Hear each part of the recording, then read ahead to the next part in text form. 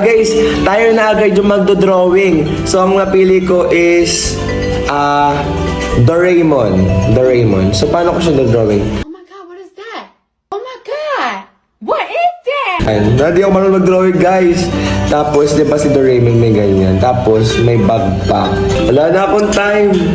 Si number 3 na nag-choose ng i-drawing niya.